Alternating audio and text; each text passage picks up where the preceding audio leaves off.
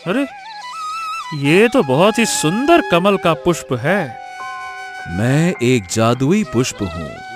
ठहरो, उस कमल को मत तोड़ो। वो मेरा कमल है। मैं बरसों से उसकी देखभाल कर रही हूँ। राजा विक्रम चिंतित अवस्था में अपने राज दरबार में बैठे हुए थे कि तभी वहां पर एक बूढ़ा वैद्य आ पहुंचा। प्रणाम महाराज, प्रणाम। महाराज, महाराज मुझे क्षमा कीजिएगा। आपकी पुत्री राजकुमारी सौम्या की बीमारी मेरी समझ से बाहर है। मैंने बहुत प्रयास करके देख लिया, लेकिन मैं राजकुमारी को होश में लाने में असफल रहा। मैं क्षमा चाहता हूँ महाराज, क्षमा चाहता हूँ, क्षमा। इतना कहकर बूढ़ा वैद्य वहां से चला गया। राजा विक्रम की आंखों में आंसू आ गए। राजा विक्रम राज दरबार से निकलकर सीधे अपनी पुत्री के कक्ष में आ गए। उसकी पत्नी रानी रुक्मणी बैठी रो रही थी। राजकुमारी सौम्या आंखें बंद किए हुए बेहोशी की अवस्था में पलंग पर लेटी हुई थी। क्या हमारी पुत्री अब कभी होश में नहीं आएगी?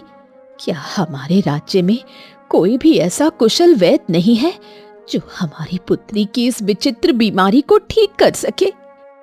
राजा विक्रम की आंखों से आंसू बहने लगे। जो कुछ देर पहले यहाँ से गया था, वो हमारे राज्य का आखिरी वैद्य था। वो भी हमारी पुत्री को ठीक नहीं कर पाया। अब तो केवल भगवान से प्रार्थना ही हमारी पुत्री को ठीक कर सकती है। तभी राजा विक्रम का मंत्री कक्ष में आ पहुंचा। महाराज, महाराज देखिए, ऐसे ऐसे हिम्मत मत हारिए। कोई ना कोई तो उपाय अवश्य होगा महाराज। ऐसे नहीं करते महाराज। मैं सारे उपाय आजमा कर देख चुका हूँ मंत्री जी, परंतु समझ में नहीं आ रहा कि हमारी पुत्री को कौन सी विचित्र बीमारी हो गई है। समझ नहीं आता, समझ नहीं आता। मंत्री गहरी सोच में डूब गया। शांति, संभालिए महाराज, संभालिए। महाराज, एक काम करते हैं, राज्य में ऐलान करवा दीजिए।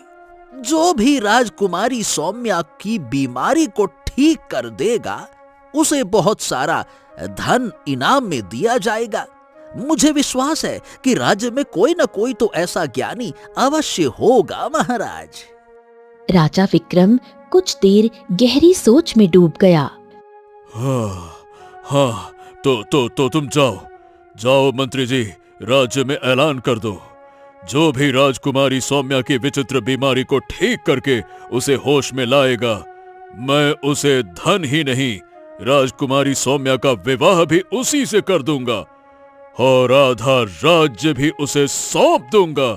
जाइए, ऐलान करवाइए, जाइए। मंत्री चुपचाप वहां से चला गया।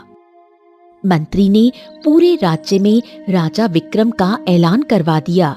कुछ ही समय में ये खबर पूरे राज्य में फैल गई कि जो भी राजकुमारी सौम्या की विचित्र बीमारी को ठीक करेगा, उसे आधा राज्य मिलेगा और राजकुमारी सौम्या से उसका विवाह तय कर दिया जाएगा। अर्जुन नाम का एक सुंदर युवक, जो एक किसान था और अपनी बहन राधा के साथ रहता था, अपने खेत में एक पेड़ के नीचे लेटा हुआ आराम कर रहा था। तभी वहां पर एक अन्य बूढ़ा किसान आ पहुंचा और अर्जुन की ओर देखकर बोला, अरे भाई अर्जुन, बेटा अर्जुन, बेटवा, ये समय मेहनत करने का है और तुम आराम से टांगे फैला के पेड़ के नीचे आराम कर रहे हो। फिर तुम शिकायत करते हो कि तुम्हारी फसल दूसरों की तुलना में अच्छी क्यों नहीं होती है। अरे, हमेशा अपनी गरीबी का रोना रोते रहते हो, लेकिन मेहनत नहीं करते हो। ऐसा है काका, मेहनत करने का मन ही नहीं करता है, क्या करे। मुझे तो राजाओं वाला जीवन अच्छा लगता है।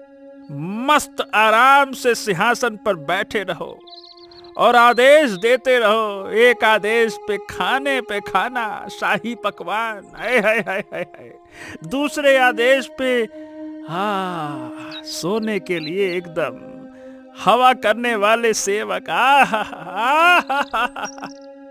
दूसरा किसान हंसने लगा। अरे अरे तुम्हारी जेब तो हमेशा खाली रहती है अर्जुन, लेकिन ख्वाब बड़े बड़े देखते हो। अगर ऐसा है तो राजा विक्रम की इकलौती पुत्री राजकुमारी सौम्या की बीमारी ठीक कर दो, उसे होश में ले आओ। राजा उसका विवाह भी तुमसे कर देंगे, आधा राज्य भी देंगे, इनाम भी देंगे, और तुम बैठे बैठाए राजा बन जाओगे। अर्जुन ये सुनकर चौंक गया। काका क्यों मजाक करते हो? अरे वो राजा है, राजा। इस तरह से अपनी पुत्री का विवाह किसी साधारण मनुष्य से नहीं करने वाला। इसका मतलब कि तुमने ऐलान अभी सुना ही नहीं है। दूसरे किसान ने राजा विक्रम का ऐलान अर्जुन को विस्तार से सुना दिया। अर्जुन ये सुनकर बुरी तरह चौंक गया। अर्जुन गहरी सोच में डूब गया और कुछ देर बाद अपने घर लौट आया और अपनी बहन राधा से बोला, अरे राधा, अरे कहाँ हो राधा? हाँ राधा, मुझे पता चला है कि राजा विक्रम ने कोई बहुत ही विचित्र ऐलान किया है। सुना तुमने? हाँ, ये तो मुझे काफी दिनों से पता है। आपको नहीं पता? राजा विक्रम की पुत्री अचानक बीमार पड़ गई है और बेहोश हो गई है। राज्य का कोई भी वैद्य उसे होश में नहीं ला सका। महाराज ने ऐलान किया है कि जो भी राजकुमारी को होश में ले आएगा उससे उसका विवाह कर दिया जाएगा और आधा राज्य भी दिया जाएगा। ये सुनकर अर्जुन क्रोधित हो गया। अरे तो तुम्हारा दिमाग खराब है क्या? तुमने मुझको ये बात पहले क्यों नहीं बताई? क्या कहूँ मैं तुमको, कैसी बहन हो तुम? आप ऐसे पूछ रहे हैं जैसे आप जड़ी बूटियों के बहुत बड़े जानकार हो। जब बड़े बड़े राज्य के वैद्य भी हार मान चुके हैं तो आप क्या कर लोगे? वैसे भी आपका काम धाम में मन नहीं लगता, ऊपर से आप और आलसी हो जाओगे और राजकुमारी की बीमारी के बारे में सोचते रहोगे। इतना कहकर राधा वहां से चली गई। अर्जुन गहरी सोच में डूब गया। अगले दिन अर्जुन अपने खेत में बैठकर राजकुमारी सौम्या के बारे में ही सोचने लगा। तभी उसकी नजर गांव के मोहन नाम के एक व्यक्ति पर पड़ी जो अपनी पत्नी के साथ जंगल से लौट रहा था। राजा बन के बड़े मजे आएंगे जीवन के। मेरे लिए पकवान लेकर आओ। ए मोहन, ए भैया, ये तुम अपनी पत्नी को लेकर जंगल में किस काम से गए थे भाई? हाँ, तुमको तो कुछ पता ही नहीं रहता अर्जुन, अपनी दुनिया में रहते हो जैसे। अरे भाई, तुम्हें पता नहीं है क्या? जंगल में एक साधु महाराज बहुत दूर से आए हुए हैं। वो हाथ देखकर लोगों का भविष्य बताते हैं कि किसका भविष्य कैसा होगा। अब तुम तो जानते हो कि हमारे विवाह को 5 बरस हो गए हैं, लेकिन भैया अभी तक तो हम संतान के सुख से वंचित हैं। बस इसीलिए हम साधु महाराज के पास गए थे। इतना कहकर मोहन चुप हो गया। मोहन की पत्नी मुस्कुराती हुई बोली, साधु महाराज ने कहा है कि मुझे बहुत जल्दी एक पुत्र की प्राप्ति होगी। कुछ देर बाद मोहन अपनी पत्नी के साथ वहां से चला गया। अर्जुन फिर से गहरी सोच में डूब गया। वो अपने आप से बोला, क्यों न साधु महाराज के पास जाकर ही राजकुमारी की बीमारी का इलाज पूछा जाए, ये सही रहेगा। इतना बोलकर अर्जुन सीधा जंगल की ओर निकल गया। बहुत देर बाद अर्जुन ने देखा कि एक साधु वृक्ष के नीचे ध्यानमग्न अवस्था में बैठे हुए थे। साधु ने अर्जुन को देखा और रहस्यमय अंदाज में मुस्कुरा दिया। अर्जुन साधु के पास जाकर बैठ गया। मेरे पास जितने लोग भी आते हैं वो सिर्फ और सिर्फ अपना हाथ दिखाने के लिए आते हैं, लेकिन मैं दावे के साथ ये कह सकता हूं कि तुम मुझे हाथ दिखाने के लिए नहीं आए हो। तुम अपने मन में कोई और ही विचार लेकर मेरे पास आए हो। क्यों? आप तो अंतर्यामी लगते हैं साधु महाराज, सब कुछ जान गए हैं। तो सुनिए, बात यह है कि इतना कहकर अर्जुन ने अपने मन की सारी बात साधु को बता दी। हाँ, तो अब अगर आप इतने ही ज्ञानी साधु हैं तो फिर राजकुमारी की बीमारी का इलाज बताइए, बताइए, बताइए। साधु मुस्कुराए। राजकुमारी की बीमारी का इलाज मुझे पता है, लेकिन हाँ, वो है बड़ा कठिन। इसीलिए इस बात को भूल जाओ बच्चे और वापस चले जाओ। अर्जुन चौंक गया। हाँ महाराज जी, चाहे इलाज कितना भी कठिन क्यों ना हो, अगर आप मुझे राजकुमारी का इलाज बता देंगे तो मैं बड़े से बड़े खतरे को भी पार करने के लिए तैयार हूँ। साधु अर्जुन की ओर गंभीर नजर से देखकर बोला। सवाल खतरे का नहीं है, सवाल परीक्षा का है।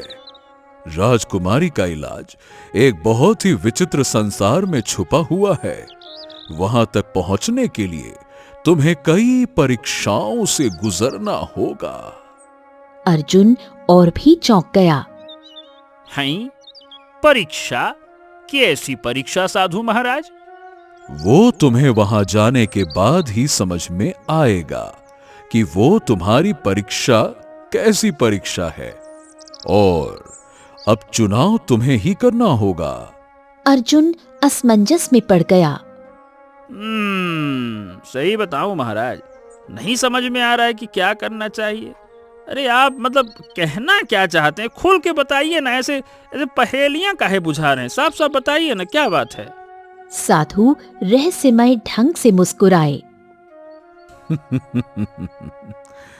ठीक है, लगता है कि तुम दृढ़ निश्चय करके आए हो। चलो, मैं तुमसे एक प्रश्न पूछता हूं। मान लो तुम एक जंगल में जाते हो जहां एक ओर राजकुमारी को ठीक करने वाली जड़ी बूटियां हैं और दूसरी ओर खजाने का अंबार लगा है। अगर तुम्हें दोनों में से किसी एक को चुनना हो तो तुम क्या चुनोगे? ये भी क्या सवाल हुआ। खजाना नहीं चुनूंगा। अगर मैं खजाना लेने जाता तो शायद खजाने को ही चुनता। लेकिन साधु महाराज, अगर मैं राजकुमारी के इलाज की खोज में निकला हूं तो मैं खजाने को नजरअंदाज करूंगा। मैं लपड़ झपड़ जरूर हूं, लेकिन मेरा लक्ष्य साफ है। जिस काम के लिए गया हूं वही करूंगा। आलसी जरूर हूं, लालची नहीं हूं। मैं जड़ी बूटियों को ही चुनूंगा और यही मेरा उसूल है।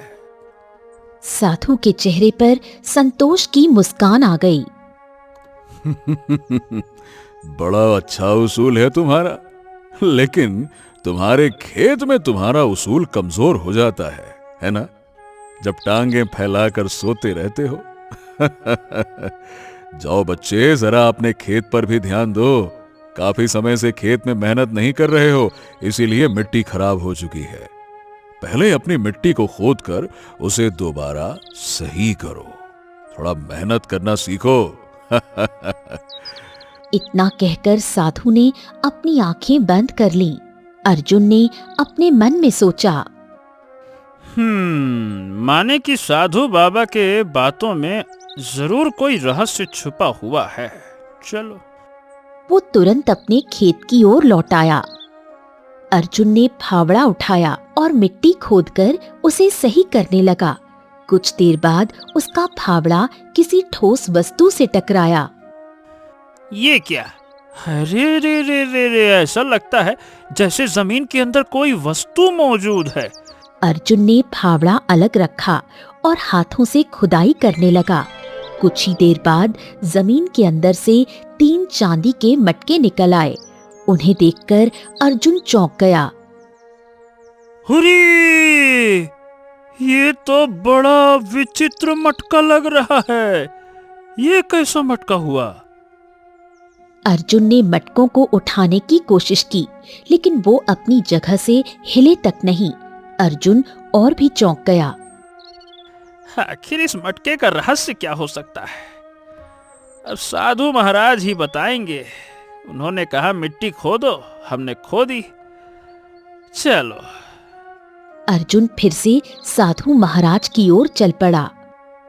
कुछ देर बाद अर्जुन दोबारा साधु महाराज के पास पहुंचा और उसने तीनों मटकों के बारे में सब कुछ बता दिया। साधु अर्जुन की ओर रहस्यमय दृष्टि से देखकर बोले,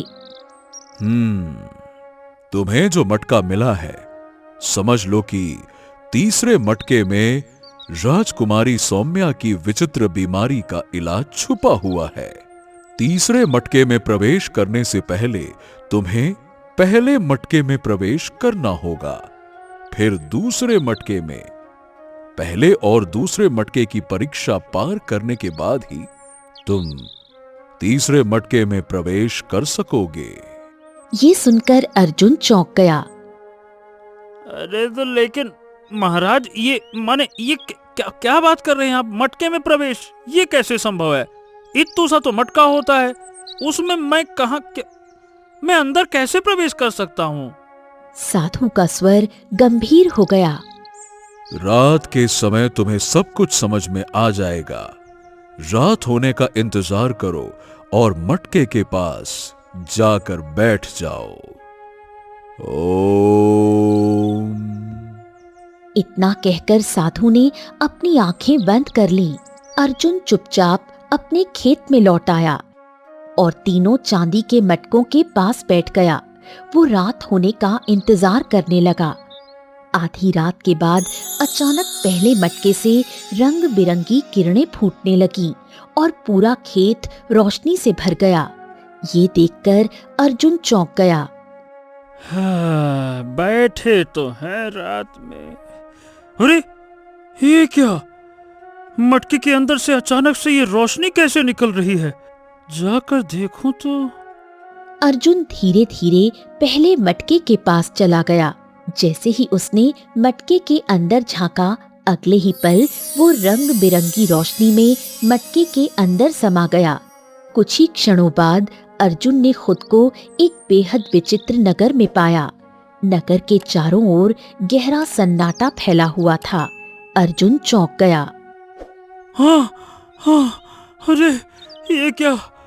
मैं तो मटके के बाहर था, फिर इस नगर में कैसे आ गया? हाँ, अरे ये क्या चक्कर है? तभी एक डरा सहमा व्यक्ति दौड़ता हुआ अर्जुन के पास आया।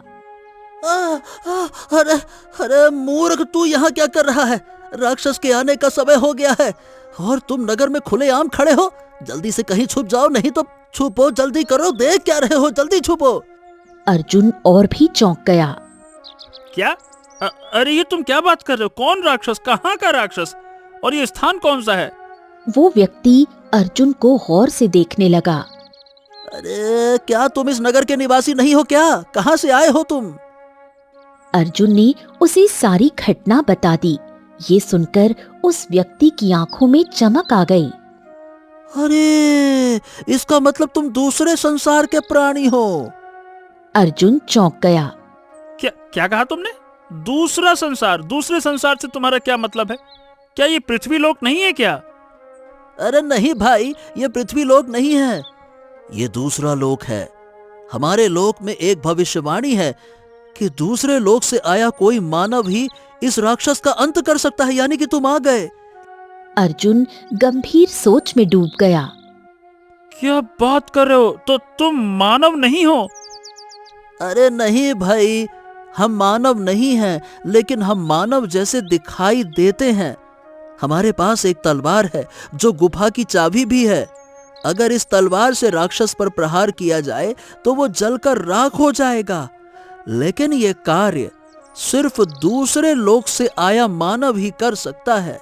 हमारे लोक का कोई भी प्राणी अगर इस तलवार को छू भी लेगा, जलकर राख हो जाएगा वो। हाँ। क्या बात कर रहे हो? लाओ दिखाओ जरा तलवार, कहाँ है वो, दिखाओ। वो व्यक्ति अर्जुन का हाथ पकड़कर एक प्राचीन घर के अंदर ले गया। घर के भीतर एक तलवार रखी हुई थी। ओ, तो ये तलवार है।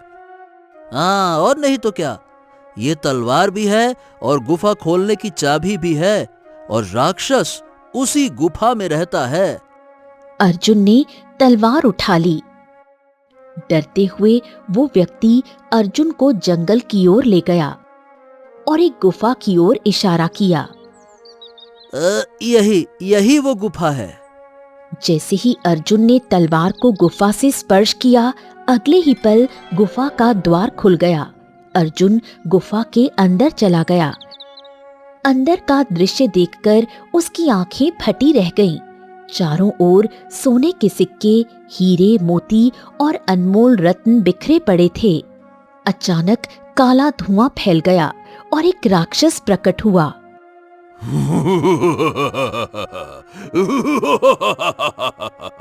तू मानव है तो ठीक है, मैं तुझे एक सुझाव देता हूं। मुझे मारने का विचार छोड़ दे, ये सारा खजाना तेरा हो जाएगा। बस इस तलवार को फेंक दे और मन में सोच ले कि ये खजाना तेरा है। तू जहां भी रहने वाला है, ये खजाना तेरे साथ स्वयं वहां प्रकट हो जाएगा। तब फिर तू अपना जीवन आराम से बिता सकता है। तभी बाहर खड़ा व्यक्ति चिल्लाया, अरे इसकी बात मत मानो, इसने हमारे लोक के अनगिनत लोगों को मार दिया है। पूरा नगर इसी की वजह से उजड़ चुका है। इसे मारकर हमें मुक्ति दिलाओ, जल्दी करो, इसकी बातें मत सुनो। अर्जुन के मन में साधु महाराज की बातें गूंजने लगी। उसे समझ आ गया कि यही उसकी परीक्षा है। नहीं, मुझे ये खजाना नहीं चाहिए। मेरा मकसद कुछ और है। इतना कहकर अर्जुन ने तलवार से राक्षस पर प्रहार कर दिया। अगले ही पल राक्षस जलकर राख हो गया। कुछ ही क्षणों बाद अर्जुन रंग बिरंगी रोशनी में पहले चांदी के मटके से बाहर आ गया। तभी दूसरे मटके से रंग बिरंगी किरणें फैलने लगीं। अर्जुन समझ गया कि शायद ये दूसरे मटके के अंदर जाने का संकेत है। लगता है दूसरे मटके के अंदर जाने का ये कोई संकेत है। अगले ही पल वो रंग बिरंगी किरणों में दूसरे जादुई मटके के अंदर समा गया। कुछ ही देर में अर्जुन ने खुद को एक बहुत ही विचित्र जंगल में पाया। उसके सामने एक तालाब था जो रंग बिरंगी किरणों से चमक रहा था। तालाब के किनारे कुछ लोग डरे सहमे बैठे हुए थे। तुम सब लोग कौन हो और यहाँ डरे हुए क्यों बैठे हो? क्या बात है? उनमें से एक व्यक्ति ने अर्जुन की ओर देखकर बोला, अरे भैया, हम सब अपने नगर से भागकर यहाँ आए हैं। हमारे नगर पर एक जादूगर ने कब्जा कर लिया है। वो रोज मनुष्यों की बलि लेकर और अधिक ताकतवर बनता जा रहा है। जो लोग बचकर भाग पाए वो सभी इस जंगल में छुपे हुए हैं। वो जादूगर इस तालाब के किनारे नहीं आता तो बस यहीं छुपे हैं। ये सुनकर अर्जुन चौंक गया। क्या बात कर रहे हो? लेकिन क्यों? इस तालाब में ऐसा क्या है? हाँ, यह तालाब साधारण तालाब नहीं है। इसका पानी पीकर अमर बना जा सकता है। अर्जुन और भी चौंक गया। ओह, तो फिर तुम सब इसका पानी पीकर अमर क्यों नहीं बन जाते और जादूगर का अंत क्यों नहीं कर देते? अरे भैया, हम चाहकर भी ऐसा नहीं कर सकते। अगर हमारे नगर का कोई भी व्यक्ति इस तालाब का पानी पिएगा तो उसकी मृत्यु हो जाएगी। लेकिन भविष्यवाणी ये है कि अगर कोई मनुष्य इस तालाब का जल पिए, मनुष्य की बात कर रहा हूं मैं, तो वो अमर हो जाएगा। और अगर वही मनुष्य इस तालाब का जल लेकर जादूगर पर फेंक दे तो जादूगर उसकी शक्ति सहन नहीं कर पाएगा और जलकर राख हो जाएगा। ये सुनकर अर्जुन गहरी सोच में डूब गया। उसे समझ आ गया था कि ये उसकी दूसरी परीक्षा थी। समझ लो, मैं ही मानव हूं। हाँ, जब तुम अचानक यहाँ प्रकट हुए तभी मैं समझ गया कि भगवान ने तुम्हें हमारी मदद के लिए भेजा है। इतना कहकर उस व्यक्ति ने पास में रखा हुआ एक कलश अर्जुन की ओर बढ़ा दिया। हाँ, इस कलश में इस तालाब का जल भर लो। जैसे ही अर्जुन ने कलश तालाब की ओर किया, तालाब का थोड़ा सा जल रंग बिरंगी किरणों में उस कलश में समा गया और तालाब गायब हो गया। तालाब की जगह अब केवल एक विशाल मैदान रह गया। ये क्या हुआ? इसका जल लेने के बाद यह तालाब हमारे लोक से हमेशा के लिए गायब हो जाएगा। ओह, चलो मुझे जादूगर के पास ले चलो। चलो। वो व्यक्ति अर्जुन को एक भयानक महल के भीतर ले गया। महल के सिंहासन पर एक डरावना जादूगर बैठा हुआ था। कौन है तू? कौन है तू? मैं एक मानव हूं। ये सुनते ही जादूगर डर गया। उसी क्षण अर्जुन ने कलश का जल जादूगर के ऊपर फेंक दिया। अगले ही पल जादूगर जलकर राख हो गया। कुछ ही देर में अर्जुन रंग बिरंगी रोशनी में दूसरे जादुई चांदी के मटके से बाहर आ गया। मटके से बाहर आते ही अचानक तीसरा मटका रंग बिरंगी किरणों से चमकने लगा।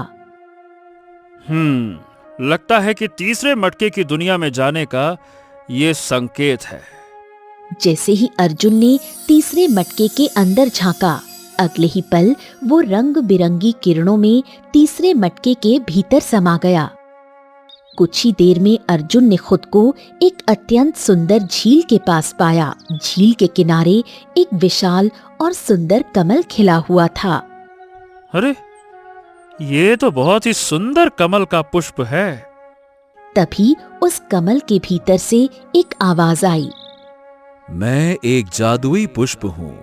मुझे खाकर अमर हुआ जा सकता है, और अगर मेरी सुगंध किसी बीमार को सूंघा दी जाए तो वो कितनी भी बड़ी बीमारी से ग्रस्त क्यों ना हो, पूर्णतः स्वस्थ हो जाएगा और 100 वर्षों से अधिक जिएगा।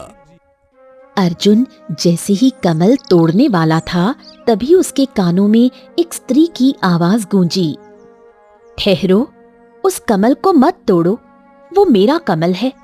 मैं बरसों से उसकी देखभाल कर रही हूँ। अर्जुन ने पीछे मुड़कर देखा। सामने एक अत्यंत सुंदर स्त्री खड़ी थी। अर्जुन उसे देखता ही रह गया। मेरा नाम सुकन्या है। मैं इस नगर की रानी हूँ। तुम्हें देखते ही मुझे तुमसे प्रेम हो गया। मैं तुमसे विवाह करना चाहती हूँ। बस इस कमल को मत तोड़ो। अर्जुन के भीतर एक विचित्र सम्मोहन छा गया। तभी कमल से फिर आवाज आई। ठहरो, वो केवल दिखावा है। असल में वो एक पिशाचनी है जिसने इस नगर पर कब्जा कर रखा है, और वो नहीं चाहती कि तुम इस कमल को तोड़ो। जैसे ही तुम इसे धरती से उखाड़ोगे, वो स्वयं जलकर राख हो जाएगी। ये सुनते ही अर्जुन चौंक गया। अगले ही पल वो सुंदर स्त्री अपने भयानक रूप में बदल गई। डरो मत, देखो उस कमल में ही मेरी जान है। अगर तुम इसे नहीं तोड़ोगे तो मैं तुम्हें ऐसी शक्ति दूंगी कि जिस वस्तु को छुओगे तो वो सोने की बन जाएगी। मैं तुम्हें और भी शक्तियां दे सकती हूँ। अगर कोई और समय होता तो शायद मैं तुम्हारी बात मान लेता, लेकिन इस समय मेरा मकसद कुछ और है, और मेरा मकसद ही मेरा रास्ता तय करता है। मैं भटकता नहीं, उसूलों का पक्का हूं मैं। इतना कहकर अर्जुन ने कमल पुष्प को तोड़ लिया। कुछ ही क्षणों में पिशाचिनी जलकर राख हो गई। अगले ही पल अर्जुन रंग बिरंगी रोशनी में तीसरे मटके से बाहर आ गया। बाहर आते ही तीनों मटके रंग बिरंगी किरणों में हमेशा के लिए गायब हो गए। अर्जुन दौड़ता हुआ साधु महाराज के पास पहुंचा। अर्जुन कमल का पुष्प साधु को दिखाते हुए सारी घटना बताने लगा। साधु रहस्यमयी अंदाज में मुस्कुराया। तुमने सच में कर दिखाया बच्चे। जब तुम पहली बार मेरे पास आए थे तभी मुझे आभास हो गया था कि तुम अपनी जुबान और वचन के पक्के हो। तुम अपना वचन जरूर निभाओगे, ये मुझे पता था। साधु कुछ क्षण रुका। दरअसल ये तुम्हारी परीक्षा थी। वो तीनों मटके मैंने ही अपनी जादुई शक्ति से तुम्हारे खेत में प्रकट किए थे। वो केवल नाम के मटके थे। असल में वो 3 अलग अलग दुनियाओं में जाने के छोटे छोटे द्वार थे। तीसरी दुनिया में ही राजकुमारी सौम्या की बीमारी का इलाज छुपा था, जिसे तुम लेकर आ गए हो। साधु ने कमल के पुष्प की ओर देखा। चलो इस कमल के पुष्प को राजकुमारी को सुंघा देना और सारी घटना राजा विक्रम को बता देना। राजकुमारी तुम्हारी हो जाएंगी और तुम राजा बन जाओगे। इतना कहकर साधु ने अपनी आंखें बंद कर ली। अर्जुन उसी रात दौड़ता हुआ राजमहल पहुंचा। महाराज महाराज महाराज, राजकुमारी सौम्या की बीमारी को मैं ठीक कर सकता हूँ। मुझे बस एक बार उनके कक्ष में ले चलिए। चलिए महाराज। ये सुनकर राजा विक्रम प्रसन्न हो गया। राजा विक्रम अर्जुन को राजकुमारी सौम्या के कक्ष में ले गया। राजकुमारी सौम्या अब भी बेहोशी की अवस्था में बिस्तर पर लेटी हुई थी। अर्जुन ने धीरे धीरे कमल का पुष्प राजकुमारी सौम्या को सुंघाया। अगले ही पल राजकुमारी सौम्या ने आंखें खोल दी। ये दृश्य देखकर राजा विक्रम चौंक गया। ये कैसे संभव हुआ? ये कैसे संभव हुआ अर्जुन? ये क्या है? अर्जुन ने पूरी घटना राजा विक्रम को विस्तार से बताई। राजा विक्रम की आंखों में आंसू आ गए। तुम वास्तव में बड़े बहादुर हो अर्जुन। तुम जैसे वीर मनुष्य मैंने अपने जीवन में नहीं देखे। चलो, जैसा कि हमने ऐलान किया था कि जो भी राजकुमारी को होश में लाएगा हम उसका विवाह उससे कर देंगे और आधा राज्य इनाम में देंगे। लेकिन तुमने जो साहस दिखाया है उसके लिए हम तुम्हें आधा नहीं बल्कि पूरा राज्य सौंपते हैं, और विवाह के लिए तुम्हें हम अधिक प्रतीक्षा नहीं करवाएंगे। इसी समय राजकुमारी का विवाह तुमसे तय किया जाता है और विवाह अभी संपन्न होगा। उसी रात राजकुमारी सौम्या और अर्जुन का विवाह धूमधाम से संपन्न हुआ। उसी रात अर्जुन को राजा घोषित कर दिया गया। अगली सुबह राजा अर्जुन अपनी पत्नी राजकुमारी सौम्या के साथ अपने गांव पहुंचा। अर्जुन को राजा बने देखकर उसकी बहन राधा चौंक गई। ये क्या? मैं पूरी रात आपका इंतजार करती रही। आप तो किसान बनकर गए थे और राजा बनकर लौट आए। मुझे कुछ समझ में नहीं आ रहा। अर्जुन मुस्कुराया। उसने सारी घटना अपनी बहन राधा को बताई। राधा भावुक हो गई। अर्जुन अपनी बहन को महल ले आया। उस दिन के बाद अर्जुन राजा बनकर रहने लगा। 3 मटकों का रहस्य सिर्फ जादू की कहानी नहीं था, बल्कि ये एक मनुष्य की निष्ठा, त्याग और वचन की परीक्षा थी, जिसने लालच को ठुकराया, साहस को चुना और उसी के हाथों भाग्य ने स्वयं राजमुकुट सौंप दिया। यही था 3 मटकों का रहस्य।